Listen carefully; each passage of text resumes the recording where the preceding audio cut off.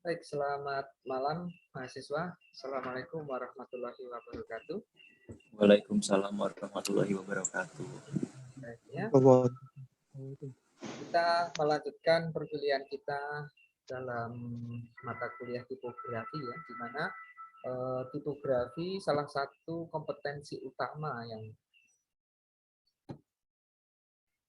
mestinya dikuasai oleh mahasiswa desain grafis, di mana tipografi ini mahasiswa akan diasah kemampuannya untuk merancang suatu desain desain yang terkait dengan huruf, ya, di mana mahasiswa bisa merancang desain huruf dan nantinya juga akan mengaplikasikannya untuk beragam kepentingan dari desain tersebut. Kalau kita melihat bahwa tipografi itu bisa diterapkan di dalam tujuan untuk menjadi identitas dari suatu produk atau menjadi brand dari suatu produk yang bisa kita lihat misalnya contohnya Coca-Cola itu adalah brandnya dari logo type, ya, logo tulisannya menjadi sebuah logo, menjadi identitas produk Coca-Cola. Dan juga produk-produk yang lain, misalnya majalah Tempo. Kalau kalian melihat Tempo, majalah Tempo itu maka ada tipografi yang khas. Ya, menjadi produk brand atau menjadi karakter identitas daripada suatu produk ya, yang bisa dikenali, yang menjadi pembeda antara produk satu dengan yang lain. Dan tipografi itu sendiri juga bisa menjadi sebuah karya seni, baik tipografi art, ya, bisa menjadi sebuah karya seni, di mana aspek nilai keindahan daripada huruf-huruf tadi itu bisa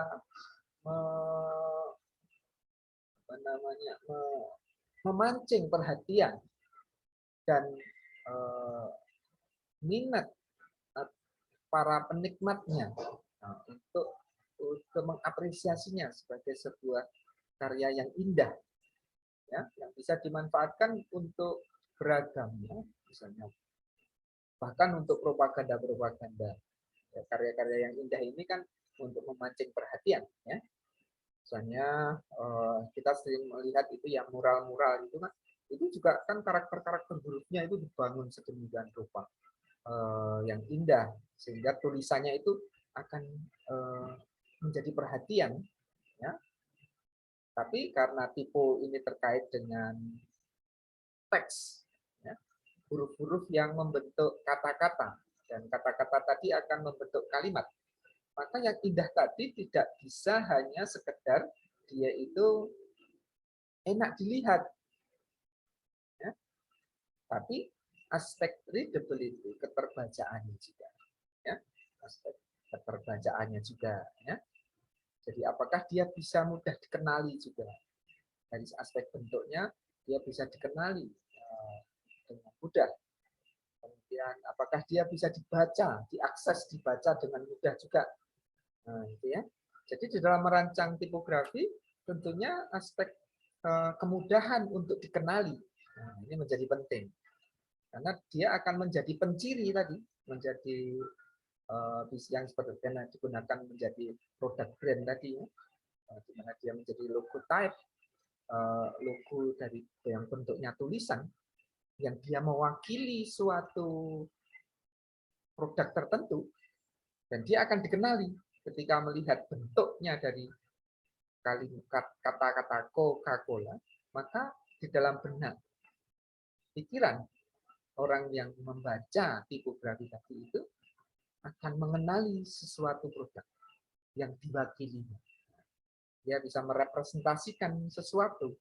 Nah, sesuatu itu bisa produk, bisa suatu momentum, bisa suatu acara, atau misalnya produk yang misalnya film, juga punya poster-poster film, suatu tematik.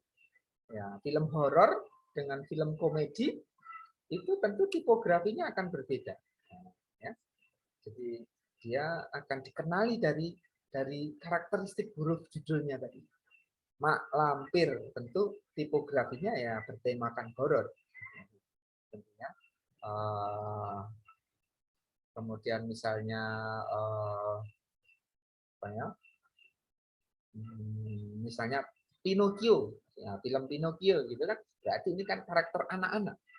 Nah, maka kemarin kalian juga mengerjakan tugas Kids and Fun, suatu tematik di mana kalian merancang tema tematik tertentu. Ya, karena dia mewakili suasana tertentu, mewakili suasana tertentu juga. Ya.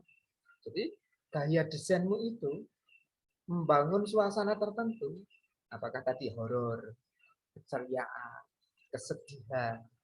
Nah, ini yang harus seorang desainer grafis itu mampu mengkomunikasikan ide-idenya itu ataupun pesan-pesannya itu untuk bisa membangun suasana juga. Ya. Jadi satu, ya mudah dikenal.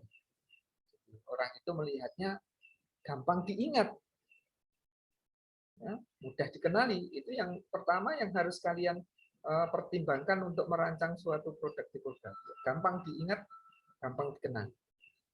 Gampang dikenal itu maksudnya kita melihat dia, oh saya kenal dia, terkait dengan sesuatu tadi.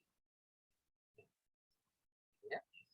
Kemudian dua, membangun suatu tematik atau suasana tertentu, bisa menciptakan suatu ambience, suasana yang dibangun dari karakter daripada huruf zona. Nah, ini contohkan misalnya tadi horor, ya, berarti tipografi horor, tipografi yang keceriaan, tipografi sirkus, nah, berarti permainan, nah, gitu ya. Nah, ya, sekarang tugas yang sekarang adalah tipografi etnis. Nah, tipografi etnis ini, apakah kalian bisa nanti mengkaitkan bentuk-bentuk huruf yang kalian rancangkan itu terhadap etnis tertentu, merepresentasikan, mewakili etnis tertentu. Ya, makanya kemarin Pak Edi sudah berikan beberapa literatur dan juga berikan arahan bagaimana mengambil suatu bentuk-bentuk dari karakter etnis tertentu yang mewakilinya. Contohnya batik. Batik itu kan ada batik Surakarta, batik Madura, itu berbeda. Dia bisa mewakili karakter etnis tertentu. Ya. Misalnya ragam hias Kalimantan, gambar naga Kalimantan berbeda dengan naga yang ada di Cina. Ya. Nah, ya. Berbeda dengan naga yang di Jawa. Nah, karakter naga sendiri ini mewakili budayanya. Kalau kalian melihat gambar naga Eropa yang bersayap itu berbeda dengan naga Cina yang dia juga bisa terbang, memiliki cakar 4 ya, tapi panjang bentuknya. Ya, kalau naga Eropa kan kayak dinosaurus itu ya. Kalau naga Jawa nggak punya kaki, nggak punya cakar, ya. Dia ular besar yang bermahkota. Nah, naga Kalimantan, wah, distilir lagi, beda lagi. Ya, akan ada hiasan di dalam tameng prajurit Dayak, itu hiasan naga misalnya gitu. Itu beda sekali karakternya dengan naga Jawa. Nah, ini mewakili karakter etnis juga. Ya. Jadi penciri ragam bias daripada tradisi-tradisi etnis tadi, ya, sehingga dia bisa menjadi identitas tadi juga. Ya. Nah, kalian akan mengambil karakter-karakter yang dari etnis tadi, ada ragam hias, ada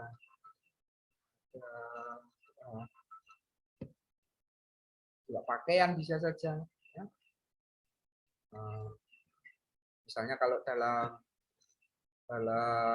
kemarin literatur yang dibagikan ya itu terkait dengan misalnya ondel-ondel ya, berarti dia mengambil dari karakter ondel-ondel. Ondel-ondel itu boneka khas Betawi. Ya. Nah, ini tentu kalian akan bisa membuat suatu representasi visual. Ya, representasi visual. Yaitu representasi itu dia mewakili sesuatu yang lain. Tipumu itu mewakili etnis tertentu. Ini merepresentasikan sesuatu, yaitu mewakili etnis tertentu. Orang melihat itu, dalam pikirannya akan terkait dengan etnis tertentu. Ya, dia merupakan representasi dari sesuatu. Ya, representasi visual artinya visual kan apa yang kalian lihat itu bisa mewakili sesuatu yang lain. Ya. Topi orang Dayak dengan apa namanya Dayak Amerika, Indian, bukan Dayak, Indian Amerika, kan dengan topi khas suku Apache, nah, itu kan kepala sukunya, ya, misalnya suku Aceh punya hiasan kepala yang khas, maka ketika menggunakan itu, ataupun topi, misalnya kopiah putih, nah ini orang Islam, topi orang Yahudi beda lagi, nah, ya, misalnya begitu. Penutup kepala paus pendeta Katolik beda lagi, dan dia mewakili sesuatu. Nah, itu dibuat memang representasi. Ya, sebagian pula tipe tulisan itu akan bisa mewakili sesuatu yang lain.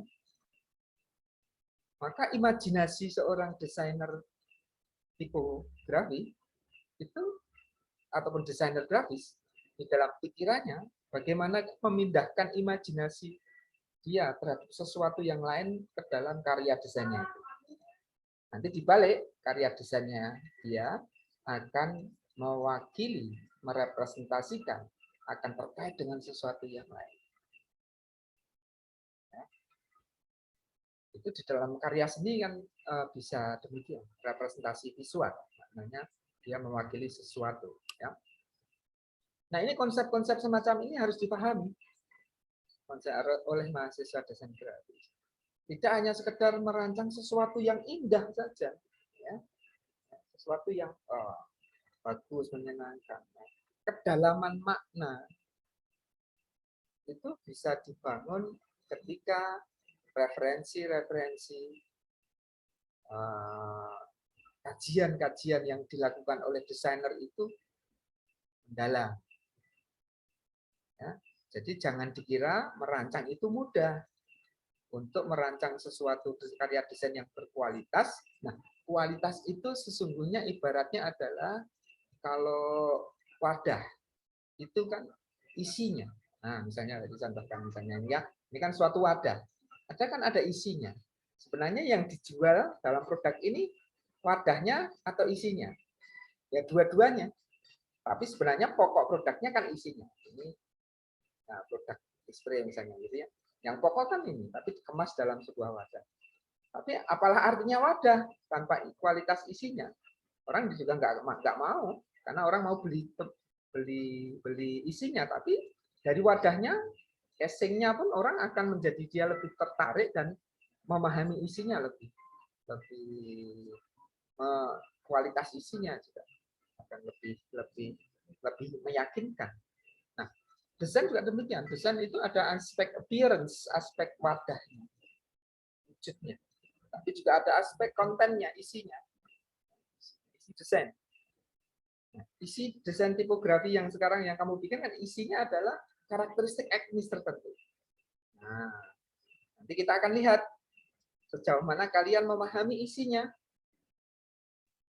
Bahwa seorang desainer yang isinya itu, kualitasnya itu baik dalam pembahasannya, konsepnya ini pasti akan menghasilkan suatu karya yang mendalam juga. Tapi ide yang bagus, ide yang konsep yang bagus juga tidak akan bisa terwujud ketika tidak bisa mewujudkan dengan teknis yang baik pula.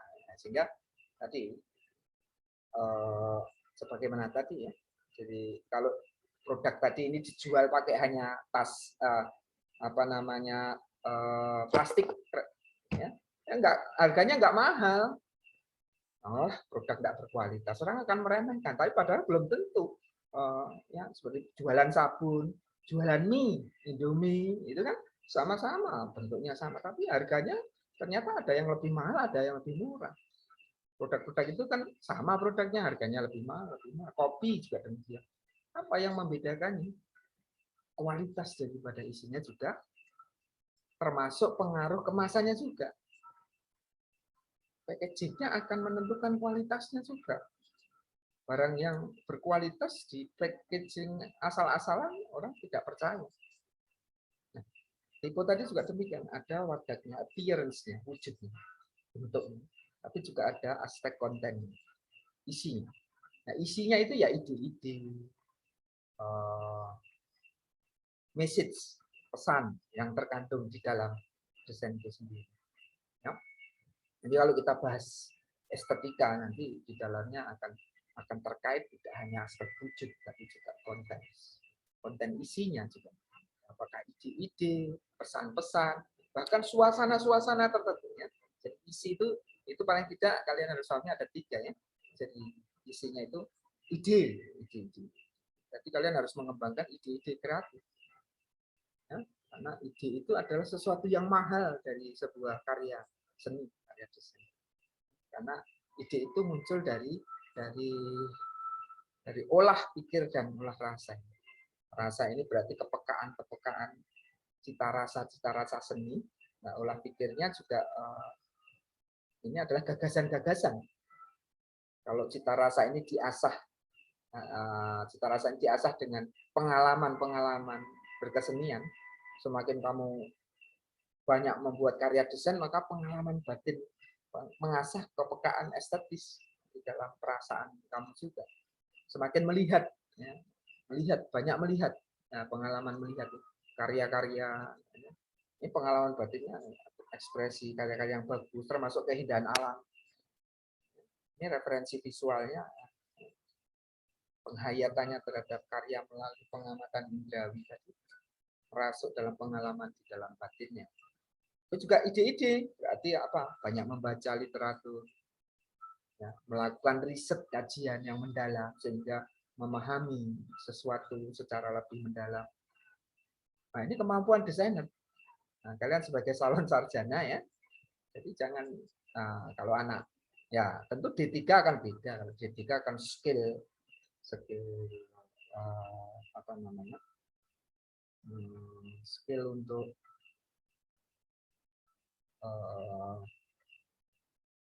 craftsmanship, skill untuk merancang produknya itu yang lebih utama. Tapi kalau sarjana konsepnya, jadi di situ kalau pikiran yang gagasan ide-ide.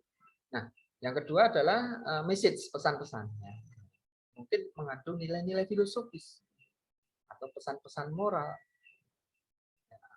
Nah, di situ akan dibubuhkan message-message yang dalam konsepnya itu yang melatar belakang terciptanya sebuah bentuk. Termasuk suasana. Yang ketiga adalah atmosfer atau ambience, ya. Jadi yang melingkupi, suasana yang melingkupi.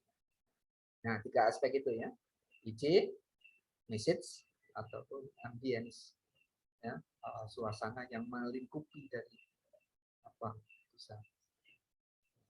Kenapa dia horor? Kan ada poster film horor ya tentu beda.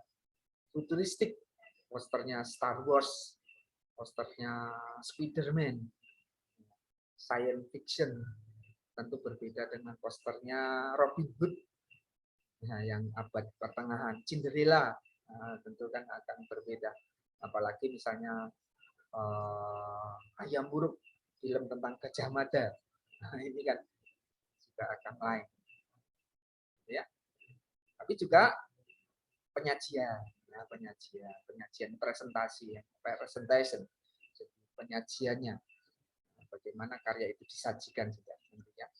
Nah, ini nanti kita akan terus Pak Edi ingatkan konsep-konsepnya, sekaligus juga prakteknya di dalam kalian berkarya, dan juga nanti termasuk nanti kan Pak Edi akan ajak kita berpameran lah. Jadi nanti ada karya-karya mahasiswa yang kita akan pilih untuk bisa dipamerkan. Pak Edi sedang merencanakan sebuah kegiatan pameran ya tingkat nasional ya di Semarang, di sebuah art space di Semarang ya. nanti karya-karya yang terpilih akan kita pamerkan dan diapresiasi, akan kita sandingkan dengan karya-karya dari universitas lain. Di situ akan ada apresiasi, di situ akan ada evaluasi. Ya. Makanya belajar di seni menyenangkan kalau kalian aktif. Ya, ini dari sekian banyak mahasiswa yang masuk untuk berdiskusi aja 10 orang. Ya, nah ini kan artinya apa? Ya, apa namanya? Walaupun pandemi kan kita bisa kuliah di lewat Zoom, lewat ini kan berinteraksi langsung. Oke, ya. Baik. Itu pengantar Pak Edi ya. Nanti Pak Edi tentunya beberapa konsepsi-konsepsi akan Pak Edi ulang-ulang dalam konsepsinya, teoritiknya ataupun dalam prakteknya. Ya. Kalian juga bisa melihat rekaman-rekaman apa yang Pak Edi bicarakan tadi. Coba pahami apa yang Pak Edi ajarkan ya. Kemudian nanti kita lihat pada prakteknya seperti apa. Oke, ini pengantar Pak Edi ya. Sekarang kita akan melanjutkan, silakan kalian presentasikan ya. Jadi kesempatan untuk mendiskusikan ya. Jadi perlu mengapresiasikan suatu karya kalian kepada orang lain, menjadi feedback, masukan untuk arah pengembangan ide gagasan ke depan ataupun untuk melakukan evaluasi ya. Silakan ya, mahasiswa. Nggak perlu ditunjuk kayak TK gitu ya. Bapak saya, Pak. Nah, gitu ya.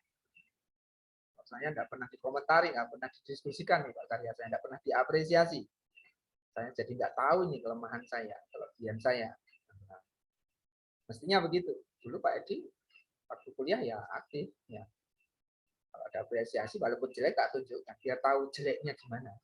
Ini Pak, banyak saya coba dia. Kawan-kawan juga banyak yang mengkritisi gitu ya. Kita dulu waktu Pak Edi kuliah gitu. Kita saling berdiskusi, mengasah. Oke, silakan. Siapa? Yusmianto sudah mengaktifkan. Punya saya Pak, boleh Pak. Gimana? Punya saya Pak. Ya, silakan. Silakan Mas Yusmianto. Coba ditunjukkan kalian. Presentasikan. Harus pakai Sarswil Pak. Hah? Nah, ya biar tahu kan, kita kan nggak tahu wujudnya. Kita bicara abstrak nanti kalau nggak tahu. Soalnya saya lagi pakai HP Pak. Bisa kok pakai HP itu? Datanya ada di dalam HP ini. Ya, sebelah saya coba. Ya. Nah, siapa berikutnya? Nah, yang perempuan ini. Risma, habis ini Risma ya. Siapkan dulu Risma.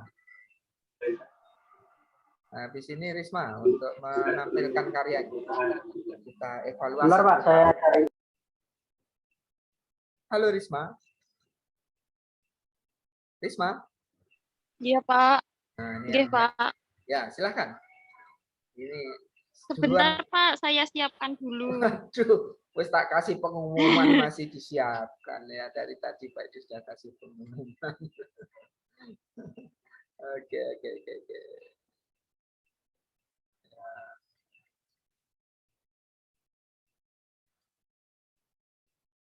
Oke, yang lain yang sudah siap siapa ini?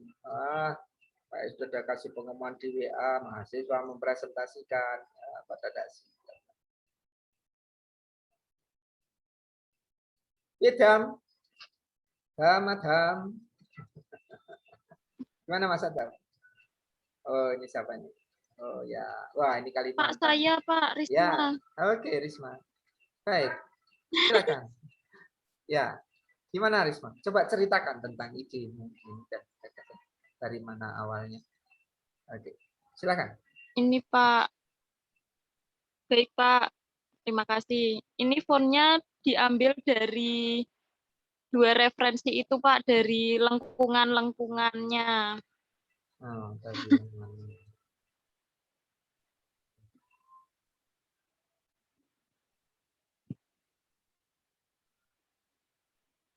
Apa yang kamu ketahui dari motif-motif ini?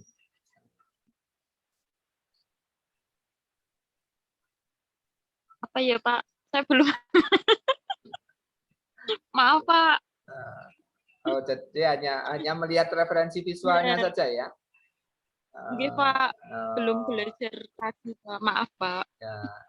Ya, tadi Pak dikemukakan kan, mestinya kalian kaji itu ya, menarik. Ini ibarat detektif, ibarat seorang researcher, peneliti juga memahami latar belakangnya. Ini sebenarnya motif apa sih? Apa maknanya? Nah, warnanya juga. Oh, ini warna ini kalau dalam tradisi Dayak ini apa? Bercerita tentang apa sebenarnya? Sehingga nanti hurufmu itu tidak hanya merupakan karakter yang tidak ada maknanya.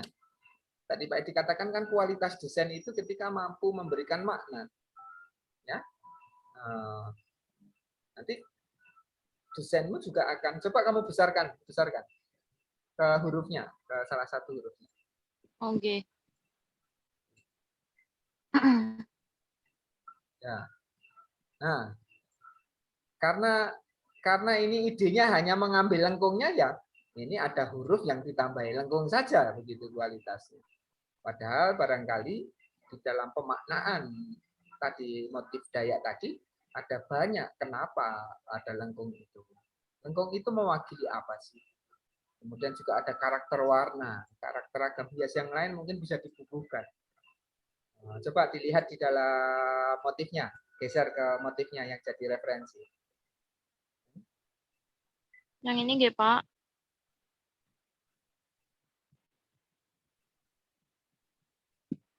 Ya, nah tentu kan ini kan ada bentuk-bentuk. Kalau kita lihat sekilas ini ada semacam bentuk dari sebenarnya sulur-suluran tumbuhan.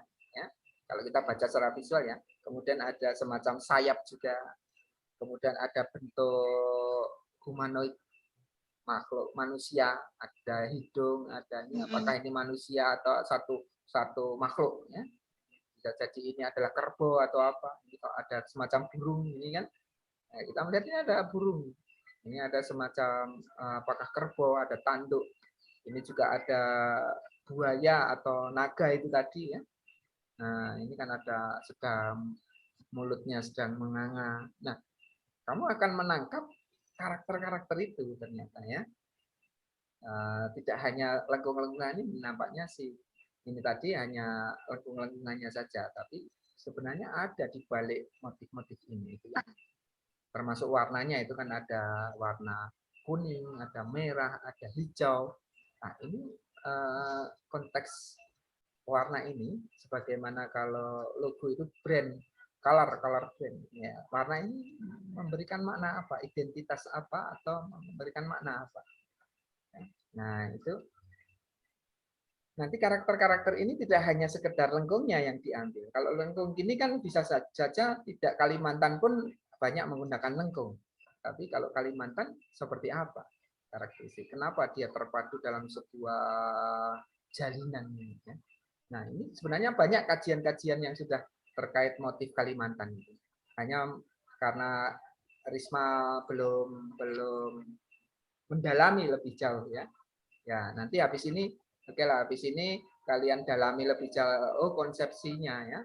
Konsepsinya itu ya untuk mengembangkan desain tipografinya dan untuk sebuah karya nanti ada sebuah karya. Jadi tidak hanya pengembangan huruf tapi membuat sebuah karya desain dengan tadi ada message tertentu, ada ide tertentu, tapi kalian harus explore dulu kualitas daripada idemu itu ya, tidak hanya sekedar melihat bentuknya. Baik, tapi bagus ya, sudah idenya dikembangkan di situ dan karakternya bisa diambil kelihatan. Baik, Risma. Terima kasih, Pak. Ya. Baik, yang lainnya? Silahkan, yang lainnya.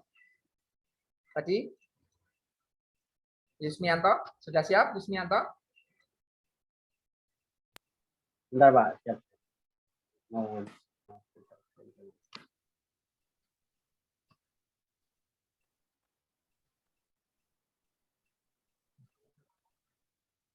Sudah masuk, Pak? Sudah, oke. Wah, dadak merak. Nah, bagus. Ya. Ponorogo. Ini ya, Riok Ponorogo, dadak merak. Oke. Mana huruf A sampai Z-nya? Oke, ya. Ya, dia mengambil dari apa ini? Yang diambil dari karakter huruf ini, dari dadak meraknya itu. Kan kalau di Dadak Merak itu kan ada dua karakter tuh Pak. Ada Ya. merak sama harimau. Hmm. Karena memiliki dua makna, jadi yang saya ambil satu makna keindahan yaitu meraknya. Nah, gitu. Dan itu diambil direpresentasikan dalam apa ini skrip ya, skrip dari coretan dari. Oke. Apa yang kamu tangkap dari dadak merak itu mungkin? Mempelajari enggak? Apa sama seperti Risma tadi? Hanya melihat bentuk karakter visualnya saja. Kemarin itu yang saya teliti itu kemarin kemarin tuh yang mau saya ambil itu dua-duanya yaitu merak sama harimau karena yang harimau itu agak agak susah jadi yang saya ambil cuma yang meraknya aja Pak. Kenapa itu? Untuk Di balik harimau dan merak itu sebenarnya ada apa sih? Ada cerita apa itu di situ? Kamu kaji enggak? belum Pak. Belum. Ya, enggak apa-apa. Ya. Jadi Oke, tapi secara visual bentuknya sudah mewakili idenya tadi yang diambil dari meraknya tadi, kemudian ditangkap dari salah satu bulu meraknya tadi, dimasukkan ke situ. Juga bentuk ovalnya itu seperti bentuk reoknya itu kan ada bentuk oval juga gitu ya, yang dia juga bisa berkibas-kibas, bentuknya dinamis ya. Ini karakternya sangat dinamis, maka cocok dipakai untuk script juga, dipakai untuk script. Baik, bagus ini ya. Ya, nanti untuk pengembangan ide dan konsep nanti di tugas berikutnya saja nanti ya. Nah, nampaknya ya. Terima kasih Pak. Ya, baik. Tapi cukup bagus secara visual, baik punyanya Risma tadi juga Yusmianto sudah bisa mengembangkan idenya. Ada lain lagi? Ini coba. Siapa ini? Coba yang mau dipamerkan karyanya. Ayo. Mbak Nurma. Halo, Mbak Nurma. Ceweknya hanya dua ini, lainnya cowok semua. Halo Pak. Ya, silakan Mbak Nurma. Bentar, Pak. Karyanya dipamerkan ini, coba dilihat ini.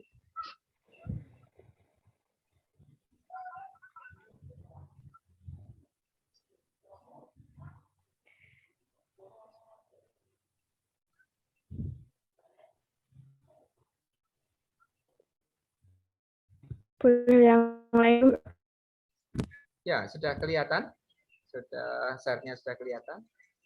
Oh sudah. Sudah kelihatan, tinggal masuk ke aplikasinya. Bentar. Ke PDF-nya atau ke JPEG-nya. Sudah. Oke. Wah, ya. Ya. Mana tadi? Oke. Ya, ini ceritakan. Gimana karakternya? Jadi saya ambil etnis Bali. Saya ambil kamboja yang biasa ada di telinga Bali kalau pakai baju tradisional sama beras yang biasanya ditempel di dahi namanya bija. Itu untuk acara adat tradisional seperti itu. Dan digabungkan sama huruf aksara Bali untuk lengkung-lengkungnya tadi Pak. Hasilnya seperti ini. Huruf aksaranya ya. Oke, ya cukup bagus ini ada uraian konsepsinya. Ya ini yang Pak diharapkan. Ya, jadi tidak hanya visualnya, tapi ternyata ada analisis konseptualnya juga. Ya, coba akan diperbesar tadi konsep-konsepnya tadi ternyata diurai. Jadi ada karakter. Yang atas ya Pak. Ya, yang atasnya ya.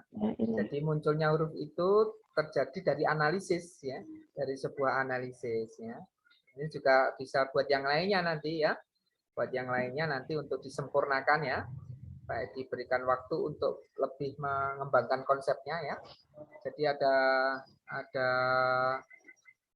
narasi urean ya, ada pentahapannya juga ini ya, ada strukturnya, kemudian ada dasar daripada perancangannya itu mengambil dari satu bentuk dari struktur, ada titik, ada garis lengkung dari huruf Bali, kemudian ada bidang apa ini? Coba diperbesar nih, kurang perbacanya kurang.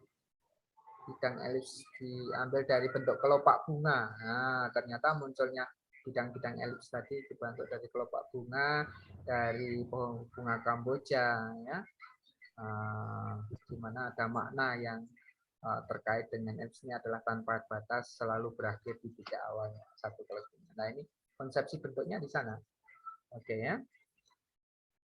Baik, ini ada menginterpretasi makna-makna dari sumber-sumber ide tadi, kemudian dibikin satu konsepsi. Ya, ini yang tadi Pak Edi maksudkan perlu dicari di dalam ya. Ya, ini bagus ini Mbak Norma ya. Dan akhirnya ketemu huruf-huruf. Coba dilihat Pak Edi, persarkan lagi huruf-hurufnya. Jadi supaya Pak Edi melihat. Oke, ya.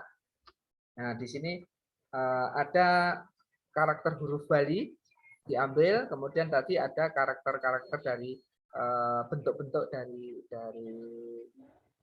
tadi kelopak hiasan wanita tadi dan laki-laki tadi yang merupakan salah satu apa namanya ikon, bentuk ikonik dari hiasan-hiasan dalam tubuh laki-laki dan wanita tadi ya, lalu dimasukkan dalam karakter huruf ini. Ya, oke, bagus Mbak Norma ya. Iya, makasih Pak. Ya. Coba yang lainnya juga demikian ya. Coba nanti dieksplor kembali ya. Jadi seperti Mbak Norma tadi ya. Jadi ada ide tadi. Ide tadi kan tidak hanya aspek bentuknya, tapi termasuk aspek nilai-nilai yang terkait dari bentuk yang menjadi referensi tadi. Jadi kamu melihat sesuatu sebelum kamu mengembangkan idemu, kan kamu harus mengeksplorasi ide itu dari mana. Lalu ada referensi visual ya. Ya, kalau sebelumnya kan Mbak Risma tadi sama Mas Yusmianto tadi kan baru melihat referensi visual, tapi referensi konseptual ataupun kontekstual ya bisa saja diambil dari hasil riset. Oh, kamu cari, ini maknanya apa sih sebenarnya ragam hias ini? Ya. Nah, kamu uraikan itu dalam sebuah kajian singkat ya tentang konseptual. Jadi kemampuan desainer grafis itu bisa mengabstraksikan ide-ide tadi, menyerap intisari dari ide-ide, cerita-cerita, naskah-naskah, bentuk-bentuk, itu diramu dalam sebuah konsepsi yang baru. Lalu dia uraikan, dia tulis gitu ide-ide tadi. Ya. Sehingga munculnya ide tadi itu memang dari sebuah perjalanan akademis. Karena kalian kan sarjana desain, ya, sarjana desain ya, tidak hanya sekedar tukang gambar. Ya. Kalian lebih dari sekedar tukang gambar. Ya. Maka kalau kalian lebih dari tukang gambar, maka kalian adalah desainer, kreator, mencipta. Penciptaan itu ada